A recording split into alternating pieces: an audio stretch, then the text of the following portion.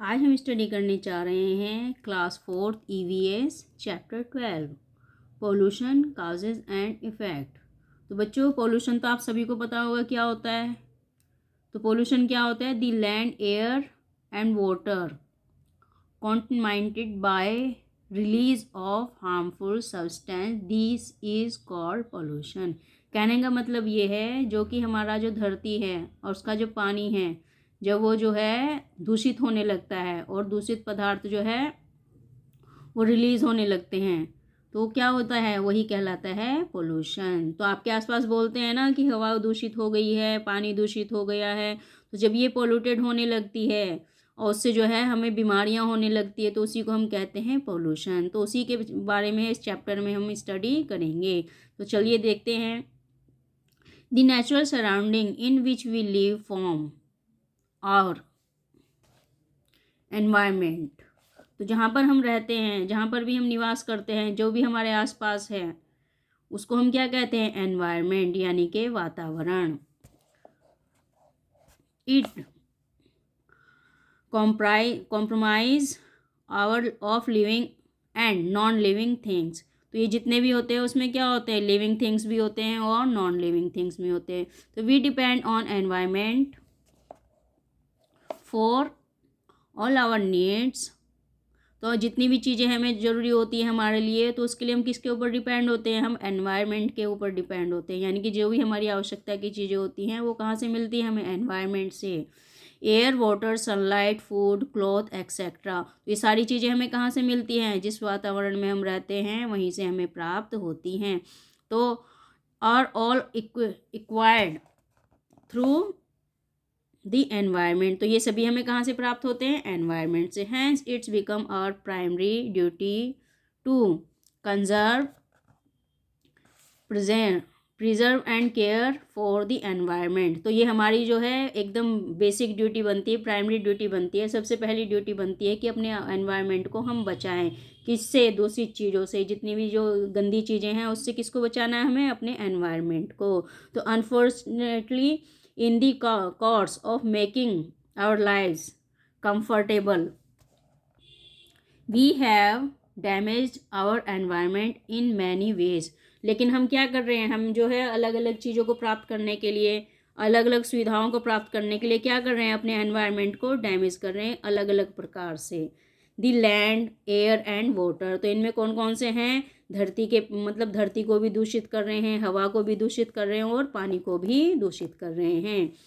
Is contaminated by release of harmful substance। तो इसमें हम क्या छोड़ रहे हैं? जो कि हार्मफुल सब्सटेंस है, यानी कि जो नुकसानदायक चीज़ें हैं उसको हम रिलीज़ कर रहे हैं। किसमें? लैंड में, एयर में और वाटर में। तो उससे क्या हो रहा है? ये चीज़ें दूषित हो रही हैं। This is called pollution. तो इसको हम क्या कहते हैं? इसी को हम कहते हैं pollution. The substance that pollute the air, water and land are called pollutant. तो इन्हीं को क्या कहा जाता है? दूषित तत्व, जो कि हम पानी में, हवा में, सबको और धरती को दूषित कर रहे हैं जिसके द्वारा, तो उसको कहते हैं पोल्यूटेंट। यानी कि ऐसे तत्व जिनके द्वारा ये सारी चीज़ें दूषित हो रही हैं। तो pollution has a harmful effect on the environment. तो पोल्यूशन का क्या इफ़ेक्ट पड़ता है हमारे एनवायरनमेंट पे? बहुत ही ज़्यादा नुकसानदायक पड़ता है। यानी कि बहुत ज़्यादा नुकसान पहुंचा रहा है। किसको? हमारे वातावरण को, जिसमें कि हम निवास कर रहे हैं। Plant, animals and human beings suffer when there is pollution. तो इसके द्वारा कौन कौन सफ़र करता है? प्लांट भी सफ़र कर रहे हैं, एनिमल्स भी सफ़र कर रहे हैं और मनुष्य भी, जो भी इंसान है वो भी क्या कर रहे हैं? इससे परेशान हो रहे हैं। The major form of pollution are. तो सबसे बड़ी पोल्यूशन की फॉर्म कौन कौन सी है यहाँ पे देखेंगे हम। सबसे पहले तो एयर है।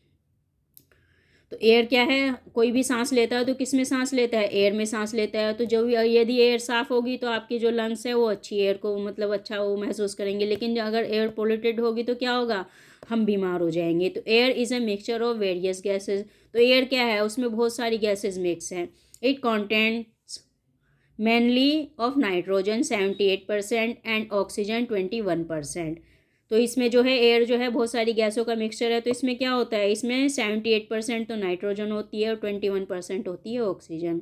दी remain 1% is made up of other gases.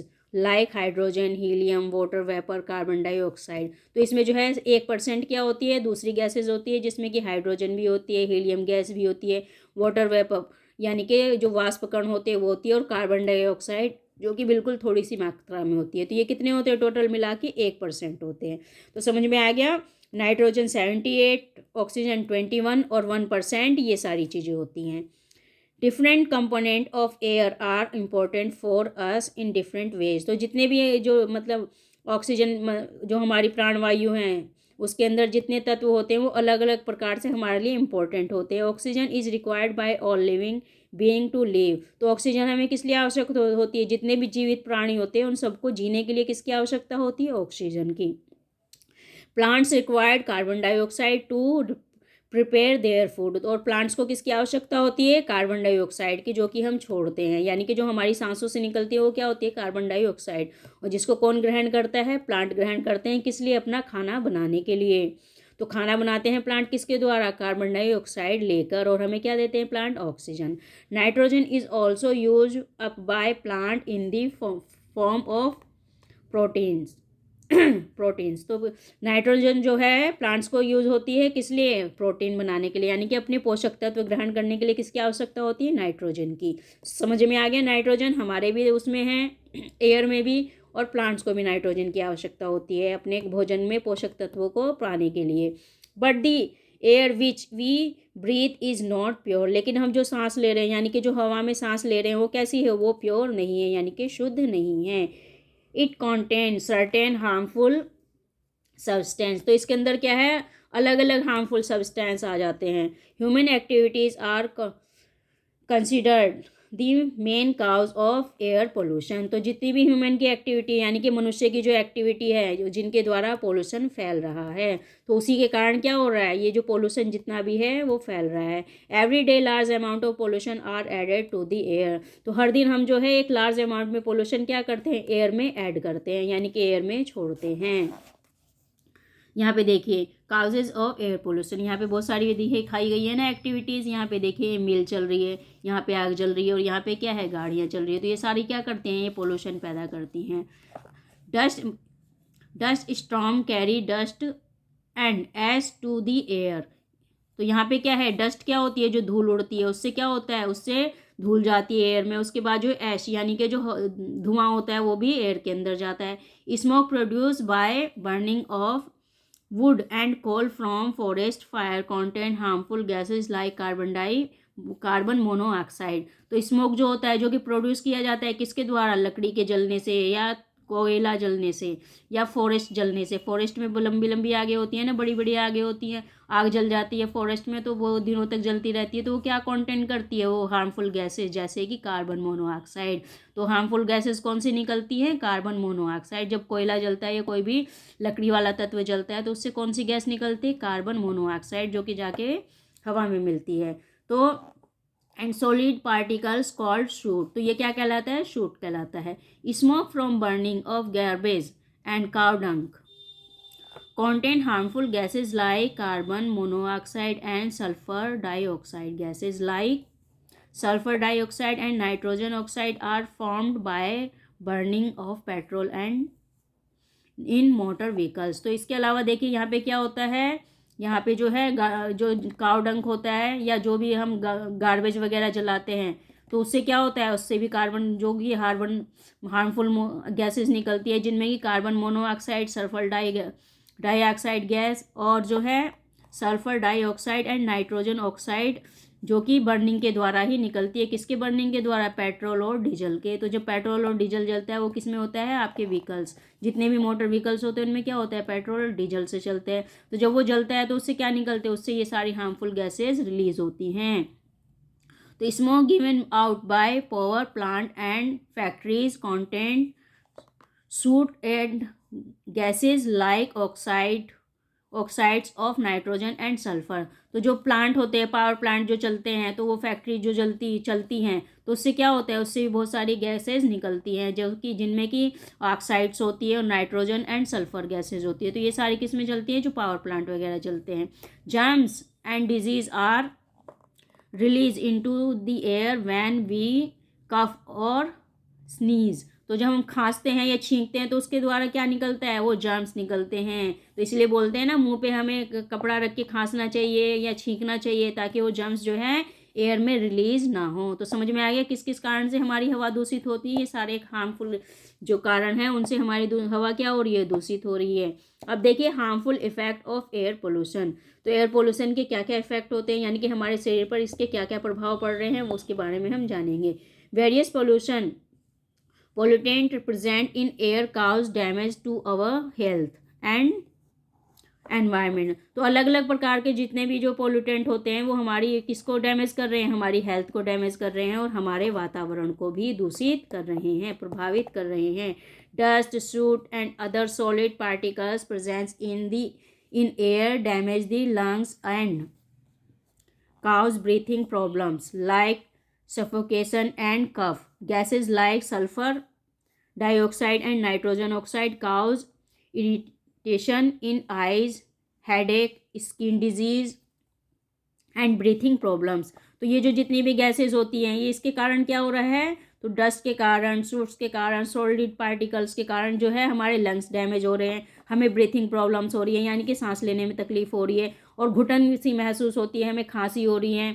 और gases like sulphur dioxide, nitrogen oxide cause irritation in eyes. तो हमारी आंखों को भी इरिटेट कर रही है। कौन कौन सी gases, sulphur dioxide, nitrogen oxide. तो इसके कारण से क्या होती है, हमारी आंखों में जलन होने लगती है ना कभी कभी, तो हमारी आंखों में भी इरिटेशन होने लगती है और हमें सर दर्द भी होने लगता है, स्किन से संबंधित डिजीज होने लगती है और ब्रीथिंग प्रॉब्लम्स होती है, यानी कि सांस लेने में तकलीफ होने लगती है। Carbon monoxide cause cough and suffocation. तो कार्बन मोनोऑक्साइड किसके मतलब कार्बन मोनोऑक्साइड के कारण क्या होता है, हमें खांसी होती है और हमें घुटन होने लगती है। तो इसलिए कार्बन मोनोऑक्साइड भी बहुत ही खतरनाक गैस होती है। Prevention of air pollution. It is important to control our pollution so that we get cleaner air to breathe. तो हमारे लिए क्या इम्पोर्टेंट है कि हम एयर पोल्यूशन को कंट्रोल करें और अपनी जो मतलब सांस लेने के लिए जो हवा होती है उसको साफ रखें। Government law combined with individual effort are necessary for controlling air pollution. तो जितने भी गवर्नमेंट है उसने क्या बना रखे हैं, ऐसे कानून बना रखे हैं जो कि मतलब जितने लोग इफेक्ट कर रहे हैं उसको, जितने भी लोग इफेक्ट करते हैं तो उसके लिए क्या ज़रूरी है, ऐसे कानून बनाना जिससे कि एयर पोल्यूशन कंट्रोल हो सके। In many cities of India like Delhi and Mumbai the public transport system run on CNG compressed natural gas. तो इसके लिए क्या किया गया है, जो है बड़े बड़े मतलब जितने भी सिटीज़ होते हैं जैसे दिल्ली है और मुंबई है, तो इन शहरों में क्या चलाया गया है, एक ट्रांसपोर्ट सिस्टम चलाया गया है जो किसके द्वारा चलता है, CNG के द्वारा चलता है। तो CNG cause lesser pollution when compare to diesel and petrol. तो CNG क्या करती है, वो थोड़ा कम पोल्यूशन करती है जिसके जो कि मुकाबले होता है डीजल और पेट्रोल। तो डीजल और पेट्रोल से जो है ज़्यादा वो होता है पोल्यूशन, लेकिन CNG से कम होता है। तो समझ में आ गया CNG क्यों इस्तेमाल की जाती है।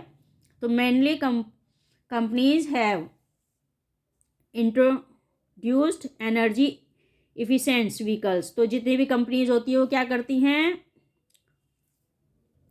तो जो कंपनियां होती है वो ऐसे व्हीकल्स बनाती हैं जो कि एनर्जी से चले, यानी कि जैसे बिजली से चल रहे हैं, इस प्रकार के व्हीकल्स बना रही हैं। तो manufacturing industry should be keep their emissions to the prescribe limit. तो ये जो जितनी भी कंपनियां जो होती हैं, तो जितनी भी जो कंपनियां होती है जहाँ पे कि मैन्युफैक्चरिंग की जाती है, यानी कि कुछ भी चीज़ें बनाई जाती है, उनके लिए भी क्या है, उनके लिए भी नियम कानून बना दिए गए हैं, लिमिट तय कर दी गई है कि आप कितना पोल्यूशन फैला सकते हो। Apart from all the every individual has to make an effort to control air pollution. तो ये जो फैक्ट्रीज़ हैं, कंपनीज़ हैं, इनके द्वारा तो होता ही, लेकिन इंडिविजुअल भी हमारी भी एक जिम्मेदारी है कि हम भी ऐसे प्रयास करें जिससे कि एयर पोल्यूशन कंट्रोल हो सके। Recycling, reusing and using energy wisely are some simply way that can help in reducing air pollution. तो इनमें कौन कौन से प्रयास हो सकते हैं जो कि हमारे द्वारा हो सकते हैं। रिसाइकलिंग हो सकती है, यानी कि चीज़ों को दोबारा से इस्तेमाल करना, और मतलब जो भी चीज़ें बनी हैं उन्हीं को फिर दोबारा बनाना, रीयूजिंग चीज़ों को बार बार यूज़ करना, और using energy wisely are some, यानी कि जो जितनी भी एनर्जी हम जैसे इलेक्ट्रिसिटी यूज़ कर रहे हैं तो इसको हम समझदारी से इस्तेमाल करें। तो ये जो है एक सिंपल तरीके हैं, वो किसको हेल्प कर सकते हैं, पोल्यूशन कम करने में हेल्प कर सकते हैं। तो ये सारे प्रयास हम अपनी तरफ से कर सकते हैं। तो समझ में आ गया एयर पोल्यूशन को दूर कैसे किया जा सकता है, अपने आप प्रयास करके। ठीक है बच्चों, अब देखिए अब है वाटर पोल्यूशन। तो the contamination of surface and ground water by harmful substance like chemicals, fertiliser and oil sewage और litter getting mixed with them is called water pollution. तो वाटर पोल्यूशन क्या कहलाता है, ऐसी चीज़ें जब पानी में मिल जाती है जो कि हमारे लिए नुकसानदायक होती है, जैसे केमिकल है, फर्टिलाइजर है, ऑयल सीवेज है, और बहुत सारी चीज़ें जो कि नीचे नीचे जाके पानी के अंदर मिलती हैं, तो वो क्या करती हैं, वाटर को पोल्यूटेड कर देती हैं। Whether it is pollution of ocean water और drinking water, both have adverse effect on all living organism. तो ये यदि पानी समुद्र का बेकार हो रहा है, यानी कि समुद्र का पोल्यूशन हो रहा है पानी, और हमारा ड्रिंकिंग वाटर पोल्यूटेड हो रहा है, तो वो सारी चीज़ें किसको इफेक्ट कर रही है, जितने भी ऑर्गेनिज्म होते हैं, जो भी कि जिंदा प्राणी होते हैं, यानी कि उससे जो भी रिलेट करते हैं, वो सारे उससे इफेक्टेड हो रहे हैं। देखिए यहाँ पे क्या है, यहाँ पे कचरा, यहाँ पे गंदा पानी फेंका जा रहा है और यहाँ पे कूड़ा कचरा फेंका जा रहा है। तो इससे क्या हो रहा है, हमारा जो ग्राउंड वाटर है वो दूषित होता है इससे। तो समझ में आ गया। तो water gets polluted in many ways. तो पानी जो है कई प्रकार से दूषित हो रहा है। Mud from river, bad mix with water and people throw garbage in the river. तो जो मड होता है यानी कि कीचड़ होता है, वो किसके अंदर डाल दिया जाता है, वो रिवर्स वाटर में डाल दिया जाता है। और जो लोग होते हैं वो क्या करते हैं, गार्बेज को भी नदी में फेंक देते हैं, नदियों में फेंकते हैं ना कितना इस कूड़ा। तो people bath and wash cloth in river water. तो जो लोग होते हैं वो क्या करते हैं, वो नहाने भी उसी में जाते हैं और उसी में अपने कपड़े धोते हैं, जो कि साबुन से धोया जाता है। Harmful chemical from factories are allowed to mix with river water.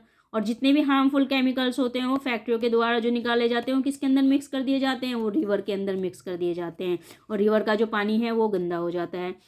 Wastage from power plant like coal ash mix with river. और जो जितने भी वेस्टेज पावर प्लांट के द्वारा किए जाते हैं, यानी कि जो पावर प्लांट होते हैं जिससे कि बिजली उत्पादित होती है, जैसे कि कोल होता है, उसकी राख होती है, कोयला वगैरह, उसको कहाँ फेंक दिया जाता है, उसको भी रिवर में फेंक दिया जाता है। Sewage water mixer with river water. जो सीवेज वाटर होता है यानी कि जो नीचे का जो नालियों का जो पानी होता है वो भी किसके अंदर मिक्स हो जाता है, वो भी जाके रिवर में मिक्स हो जाता है। अब देखिए harmful effect of water pollution. तो वाटर पोल्यूशन के हमारे लिए क्या नुकसान है।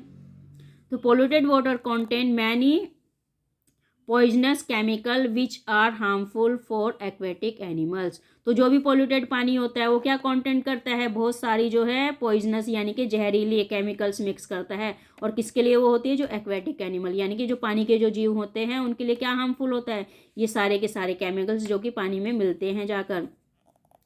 दीज एनिमल्स में get killed by such chemicals. तो इन केमिकल्स के द्वारा क्या होता है, इसके अंदर जो जीव रहते हैं वो क्या होते हैं, वो बेचारे मर जाते हैं।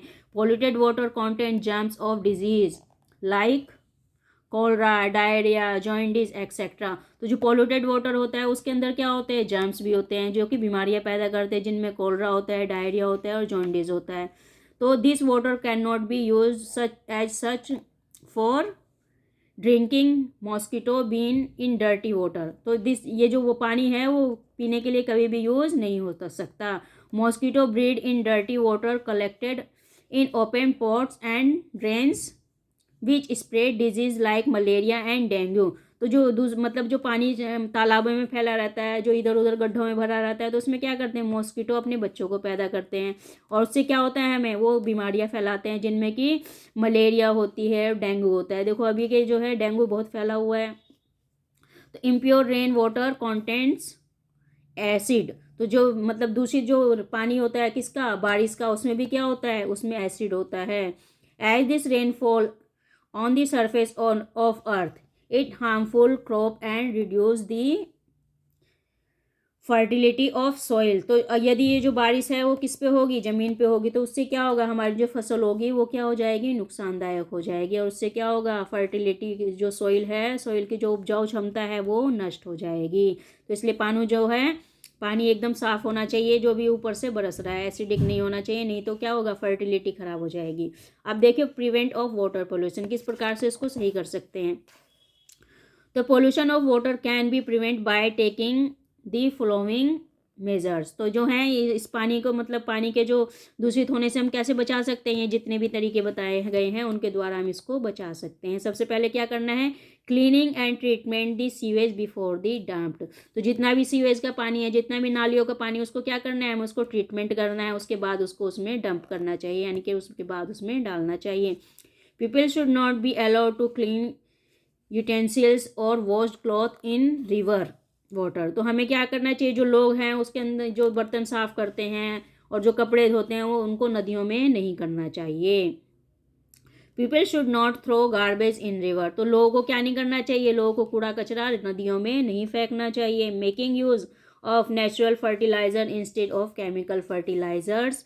Growing crops. तो क्रॉप मतलब जो फसलें होती हैं उनके लिए हमें क्या करना चाहिए, नेचुरल फर्टिलाइजर का इस्तेमाल करना चाहिए, यानी कि जैविक खाद का इस्तेमाल करना चाहिए, न कि केमिकल वाले खाद का। उससे क्या होती है, हमारी जो धरती है वो भी दूषित होती है।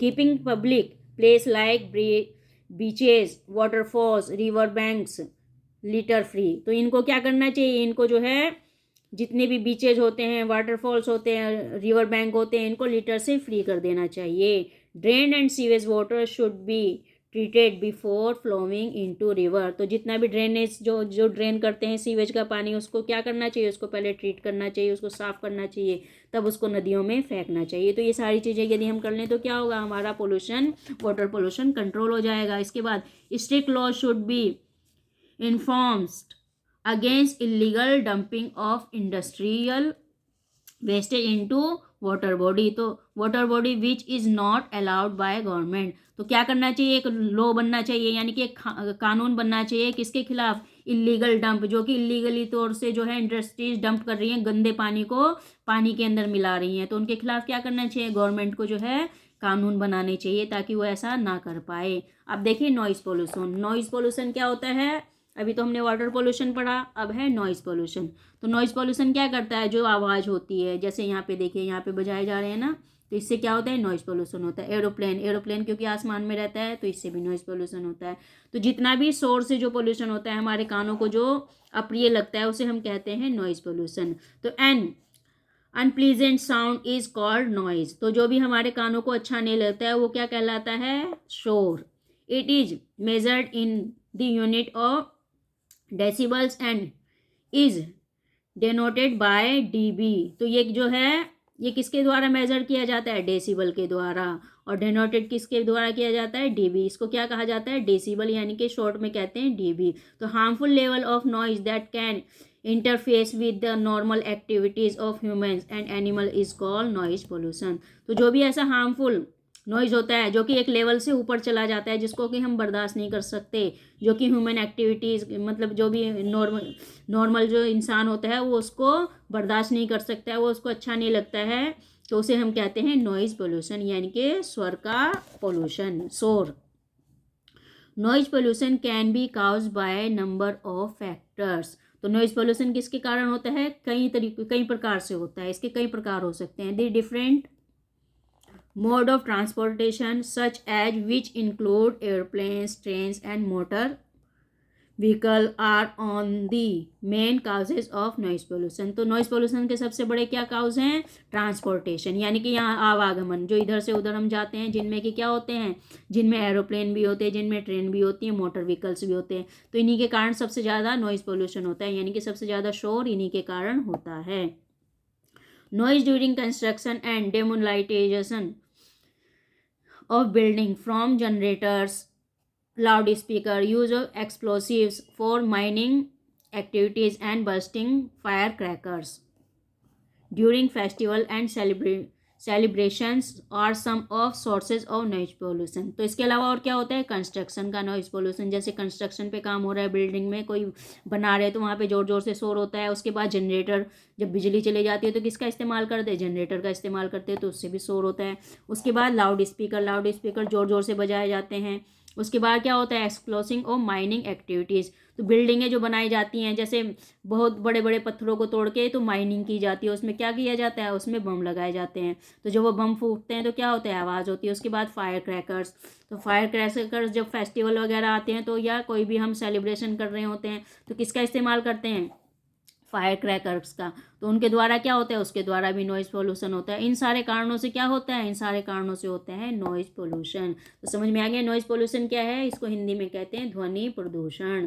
अब देखिए harmful effect of noise pollution. तो इसके क्या क्या इफेक्ट होते हैं अब हम यहाँ देखेंगे। The main effect of noise pollution is damage two year. तो ये सबसे ज़्यादा किसे नुकसान पहुंचाता है, ये हमारे कानों को नुकसान पहुंचाते हैं, ये हमारे कानों को डैमेज कर देता है। Exposure of very loud sound, exposure of very loud sound for short period of time can cause pain in the ear and temporary lose hearing. तो इसके यानी कि बहुत ज़्यादा शोर जो कि हमारे कानों को नहीं झेल, जो हमारे कान नहीं झेल सकते, थोड़े से टाइम के लिए होता है, तो वो क्या कर सकता है, वो हमारे कान में दर्द कर सकता है और हमें जो है टेम्परेरी जो है सुनना बंद हो जाएगा। तो longer exposure can cause damage inside the ear and permanent loss the hearing. और अगर यही जो है लॉन्गर टाइम यानी कि ज़्यादा देर तक ये होता रहे शोर, तो ये क्या कर सकता है, हमारे इनसाइड ईयर यानी कि जो कान के अंदर है उसको डैमेज कर सकता है और उससे जो है पूरी तरीके से हम सुनना भी बंद कर सकते हैं। नॉइज़ पोल्यूशन में also effect other body system. तो नॉइज़ पोल्यूशन जो है सिर्फ कानों को ही इफेक्ट नहीं करता है बल्कि और भी बॉडी को यानी कि जो हमारी दूसरे बॉडी के जो सिस्टम होते हैं उसको भी इफेक्ट कर सकता है।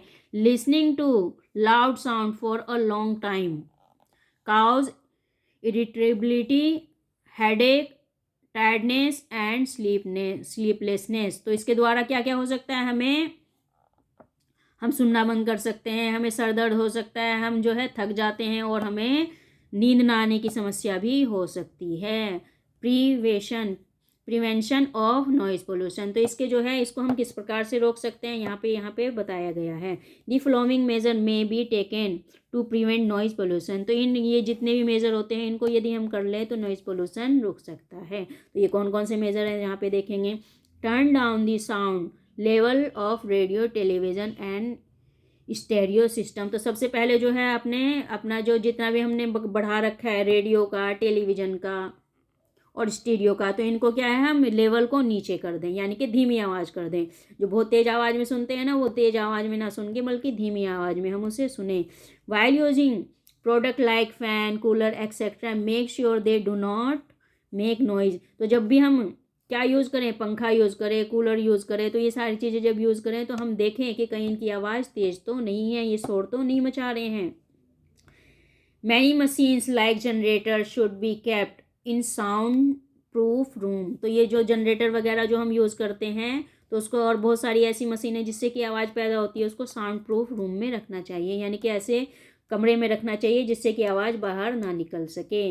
Gate the noise level of your vehicle check regularly. तो जो भी आप व्हीकल चला रहे हैं, जो भी आप वाहन चला रहे हैं, उनके जो नॉइज़ होता है उसको आप उसका लेवल रेगुलर चेक करें यानी कि जो शोर हो रहा है उससे वो ठीक प्रकार से हो रहा है, ज़्यादा तो नहीं हो रहा है, उसको रेगुलर चेक करते रहें।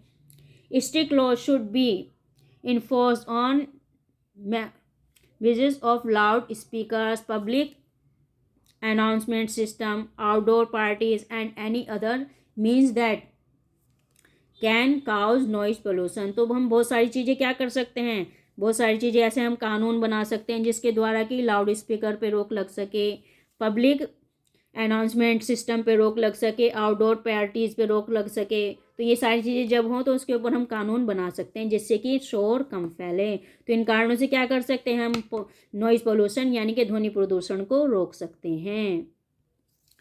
Airport and railway station should be plan the constructed away from residential area. तो जितने भी एयरपोर्ट हैं, जितने भी रेलवे स्टेशन है, वो कहाँ पे बने, वो ऐसी जगह पर बने जो कि रेजिडेंशियल एरिया से दूर हों। और जितने भी जो कंस्ट्रक्शन हो रहा है वो भी ऐसी जगह हो जहाँ की लोग ना रहते हों, उससे दूर किया जाए ये सारे। Silence zone should be created near hospital, school and colleges. तो where blowing horn should be strictly prohibited. तो तो हमें जो है ऐसी जगह जहाँ पे कि हॉस्पिटल हो, जहाँ पे कि स्कूल हो, जहाँ पे कि कॉलेज हो, उसको साइलेंस जोन में कर देना चाहिए कन्वर्ट। और वहाँ पे जो है हॉर्न बजाना क्या होना चाहिए, एकदम बंद होना चाहिए।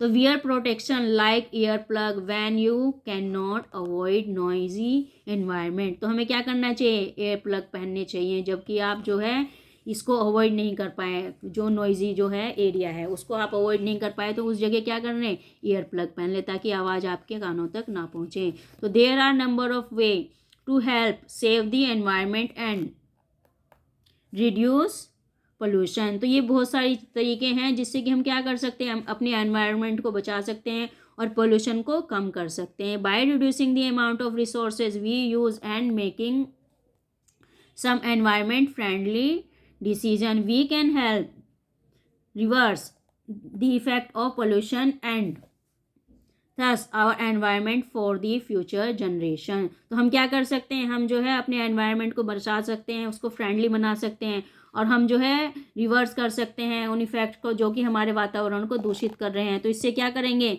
जो हमारी नई जनरेशन आएगी जो उनका फ्यूचर हम बचा सकते हैं। तो समझ में आ गया कितने प्रकार का होता है पोल्यूशन। तो यहाँ पर 3 प्रकार का पोल्यूशन आपको बताया गया है और तीनों पोल्यूशन को हम कैसे रोक सकते हैं, बहुत सारे उपाय करके अपने आप भी रोक सकते हैं और गवर्नमेंट के द्वारा भी ये रोके जा सकते हैं। तो समझ में आ गया बच्चों पोल्यूशन क्या होता है और हमारे ऊपर क्या प्रभाव करता है। तो इसके द्वारा जो है हमारे शरीर पर बहुत ही ज़्यादा प्रभाव यानी कि नुकसानदायक प्रभाव हो रहे हैं, तो जो कि हमें बहुत ज़्यादा नुकसान पहुंचा रहे हैं।